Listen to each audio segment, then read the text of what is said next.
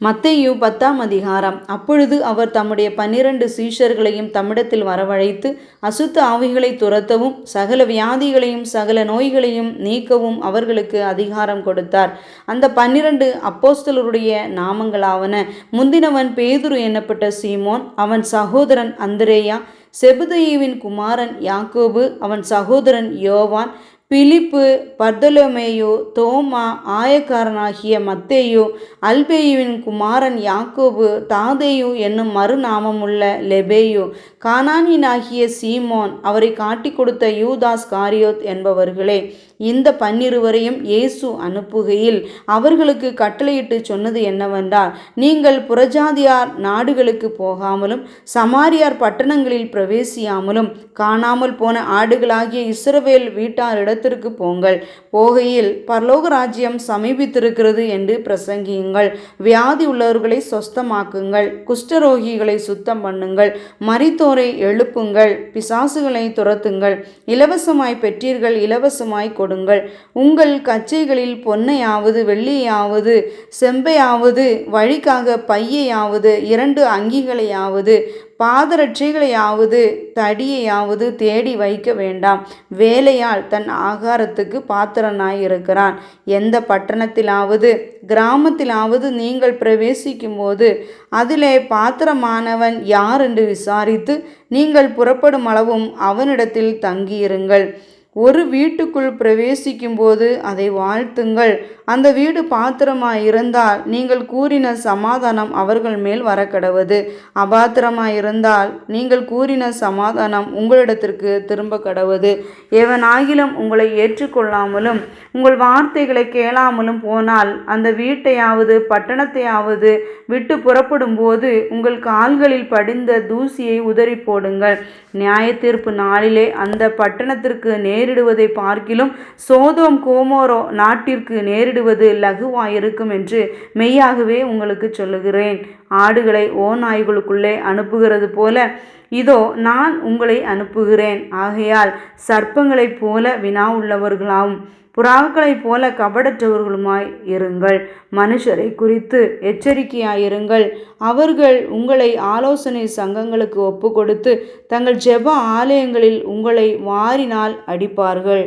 அவர்களுக்கும் புறஜாதியாருக்கும் சாட்சியாக என் நிமித்தம் அதிபதிகளுக்கு முன்பாகவும் ராஜாக்களுக்கு முன்பாகவும் கொண்டு போகப்படுவீர்கள். அவர்கள் உங்களை ஒப்பு கொடுக்கும்போது எப்படி பேசுவோம் என்றும் என்னத்தை பேசுவோம் என்றும் கவலைப்படாதிருங்கள். நீங்கள் பேச வேண்டுவது அந்நேரத்தில் உங்களுக்கு அருளப்படும். பேசுகிறவர்கள் நீங்கள் அல்ல, உங்கள் பிதாவின் ஆவியானவரே உங்களிலிருந்து பேசுகிறவர். சகோதரன் தன் சகோதரனையும் தகப்பன் தன் பிள்ளையையும் மரணத்துக்கு ஒப்பு கொடுப்பார்கள்.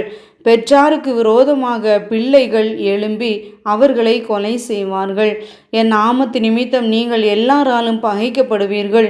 முடிவு பரியந்தம் நிலைத்திருப்பவனே ரட்சிக்கப்படுவான். ஒரு பட்டணத்தில் உங்களை துன்பப்படுத்தினால் மறு பட்டணத்திற்கு ஓடிப்போங்கள். மனுஷகுமாரன் வருவதற்குள்ளாக நீங்கள் இஸ்ரவேலருடைய பட்டணங்களையெல்லாம் சுற்றி முடியாதென்று மெய்யாகவே உங்களுக்கு சொல்லுகிறேன். சீஷன் தன் போதகனிலும் வேலைக்காரன் தன் எஜமானிலும் மேம்பட்டவன் அல்ல. சீஷன் தன் போதனை போலவும் வேலைக்காரன் தன் எஜமானை போலவும் இருப்பது போதும். வீட்டெஜமானியே பெயல்செபூல் என்று சொன்னார்கள். ஆனால் அவன் வீட்டாரை அப்படி சொல்லுவது அதிக நிச்சயம் அல்லவா? அவர்களுக்கு பயப்படாதிருங்கள். வெளியாக்கப்படாத மறைபொருளும் இல்லை, அறியப்படாத இரகசியமும் இல்லை. நான் உங்களுக்கு இருளிலே சொல்லுகிறதை நீங்கள் வெளிச்சத்திலே சொல்லுங்கள். காதிலே கேட்கிறதை நீங்கள் வீடுகளின் மேல் பிரசித்தம் பண்ணுங்கள். ஆத்துமாவை கொல்ல வல்லவர்களாயிராமல் சரீரத்தை மாத்திரம் கொல்லுகிறவர்களுக்கு நீங்கள் பயப்பட வேண்டாம். ஆத்துமாவையும் சரீரத்தையும் நரகத்திலே அழிக்க வல்லவருக்கே பயப்படுங்கள். ஒரு காசுக்கு 2 அடைக்கலான் குருவிகளை விற்கிறார்கள் அல்லவா? ஆயினும் உங்கள் பிதாவின் சித்தம் இல்லாமல் அவைகளில் ஒன்றாகிலும் தரையிலே விழாது. உங்கள் தலையில் உள்ள மயிரெல்லாம் எண்ணப்பட்டிருக்கிறது. ஆதலால் பயப்படாதிருங்கள். அநேகம் அடைக்கலான் குருவிகளை பார்க்கிலும் நீங்கள் விசேஷித்தவர்களாய் இருக்கிறீர்கள்.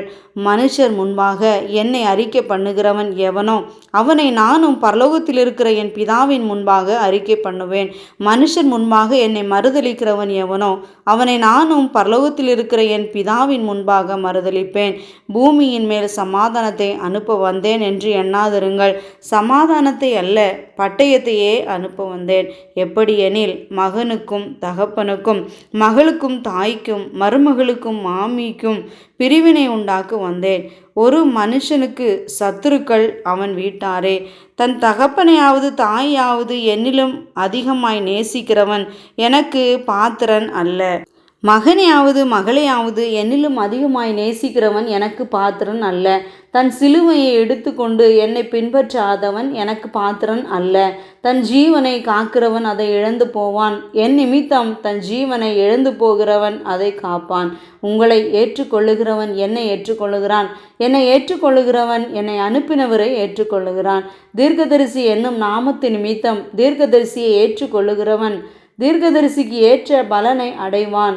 நீதிமான் என்னும் நாமத்து நிமித்தம் நீதிமானை ஏற்றுக்கொள்ளுகிறவன் நீதிமானுக்கு ஏற்ற பலனை அடைவான்.